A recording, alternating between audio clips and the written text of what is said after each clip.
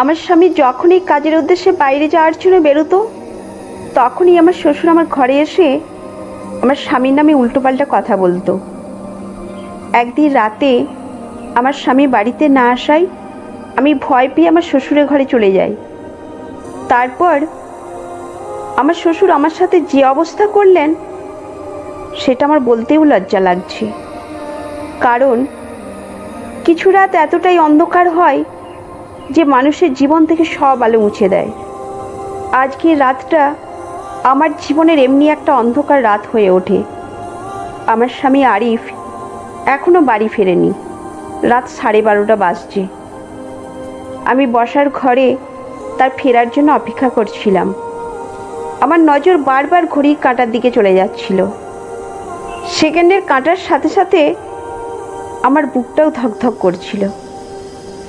আমি প্রার্থনা করছিলাম যাতে আরিফ যত তাড়াতাড়ি সম্ভব বাড়ি ফিরে আসে। এরই মাঝে হঠাৎ করে কারেন্ট চলে যায়। পুরো ঘরটা অন্ধকার হয়ে যায়। আমি আমার মোবাইলের টর্চ জ্বালিয়ে কোনো মতে আলোর ব্যবস্থা করলাম, কিন্তু তাতেও আমার মনে একটা অদ্ভুত ভয় বাসা বাঁধতে শুরু করে। তখনই শুনতে পেলাম একটা শব্দ। মনে হলো কেউ ধীরে ধীরে আমার ঘরের দিকে আসছে।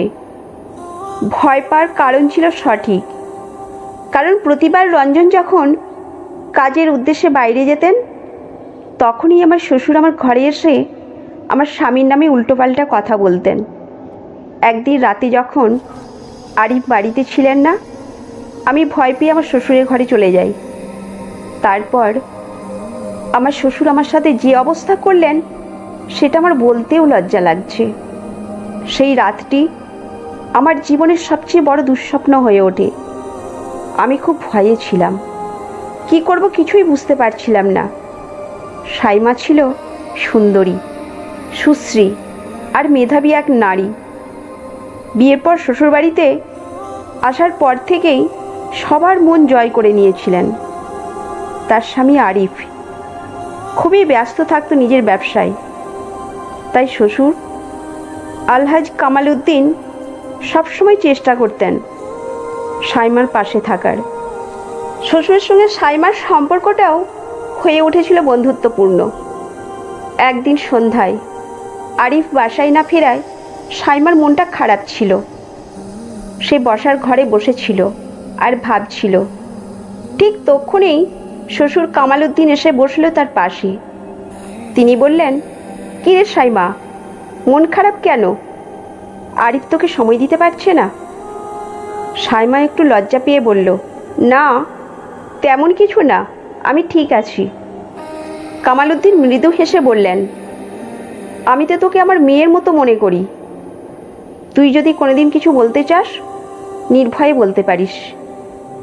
এই ধরনের কথোপকথনের মধ্যে দিয়ে শ্বশুর আর পুত্রবধূর মধ্যে একটা গভীর সম্পর্ক গড়ে উঠল। সাইমা শ্বশুরের সাথে তার মনের কথা শেয়ার করতে লাগলো। আর কামাল উদ্দিনও বুঝতে পারছিলেন যে সাইমার মধ্যে এক ধরনের শূন্যতা আছে, যা পূরণ করার জন্য সে আরিফের চেয়ে অনেক বেশি সময় দেয় তাকে। কিছুদিন পর এক সন্ধ্যায় সাইমা শ্বশুরের সঙ্গে বসে গল্প করছিল। কামাল উদ্দিন সাইমার চোখের দিকে তাকিয়ে বুঝতে পারছিলেন যে তার মধ্যে এক ধরনের আকর্ষণ কাজ করছে। তিনি নিজের মনকে শক্ত করে বললেন, সাইমা, তোকে একটা কথা বলবো? সাইমা কিছুটা অবাক হয়ে বলল, হ্যাঁ বলুন। কামাল উদ্দিন বললেন, তুই আমার জীবনে অনেক আনন্দ এনেছিস। আমি তোকে এক মুহূর্তের জন্যও হারাতে চাই না। তুই কি আমার এই অনুভূতিগুলো বুঝতে পারিস?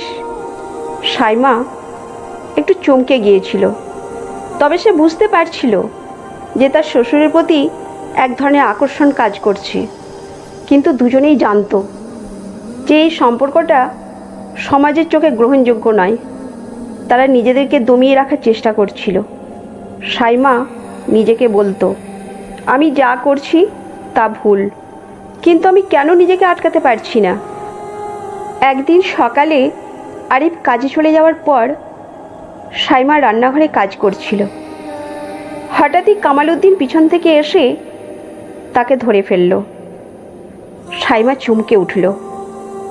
কিন্তু সে নিজেকে সরিয়ে নিতে পারছিল না। কামালউদ্দিন মৃদু স্বরে বললেন, আমি তোকে ছাড়া থাকতে পারছি না সাইমা। তুই কি আমার ভালোবাসাটা বুঝতে পারছিস না? সাইমার হৃদয় দ্রুত ধকধক করছিল। সে বলল, আমি বুঝতে পারছি, কিন্তু আমাদের এই সম্পর্কটা সমাজে কিভাবে গ্রহণযোগ্য হবে?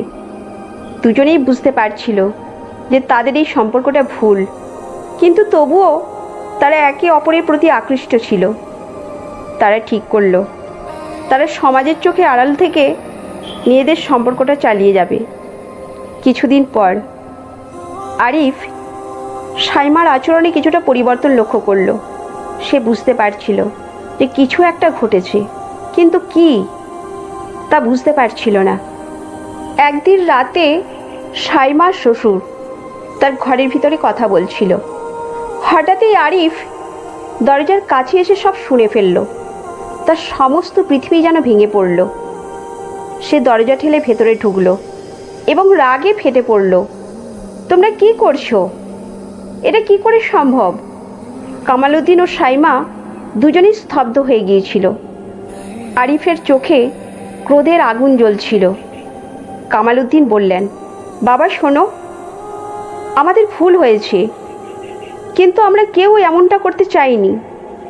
আরিফ বলল, তোমাদের এই সম্পর্কে কোনো মানে নেই। তুমি আমার বাবা আর সে আমার স্ত্রী। তোমরা কিভাবে এটা করতে পারলে? দুজনেই বুঝতে পারছিল যে এই সম্পর্কের কোনো সমাধান নেই।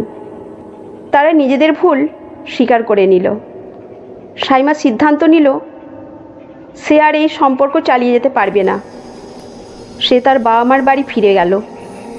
আর কামালউদ্দিন তার বাকি জীবনটা একা কাটানোর সিদ্ধান্ত নিলেন। এই সম্পর্কে পরিসমাপ্তি হয়ে গেল, কিন্তু তাদের হৃদয়ে সেই সম্পর্কের ক্ষতটা রয়ে গেল। তারা বুঝতে পারল যে ভালোবাসা কখনো কখনো সীমা লঙ্ঘন করতে পারে, কিন্তু তা সবসময় গ্রহণযোগ্য হয় না। তাদের জীবনে এক নতুন অধ্যায় শুরু হলো, কিন্তু সেই অধ্যায়ে তারা একে অপরের প্রতি কোনো প্রকার ক্ষোভ রাখেননি। এই ঘটনার পরে সাইমা তার নিজের জীবন নতুন করে শুরু করলো। সে বুঝতে পারল যে কখনো কখনো ভালোবাসা পেতে চাইলে নিজের সীমা বুঝতে হয়। কামালউদ্দিনও তার ভুল বুঝতে পেরে সাইমার সাথে আর কোনো সম্পর্ক রাখেননি। তাদের জীবন আলাদা হলেও সেই দিনগুলোর স্মৃতি তাদের হৃদয়ে চিরকাল রয়ে গেল। ভালোবাসা কখনো কখনো কঠিন হয়, কিন্তু সেটা ভুলের জন্য নয়, বরং সীমা লঙ্ঘনের জন্য।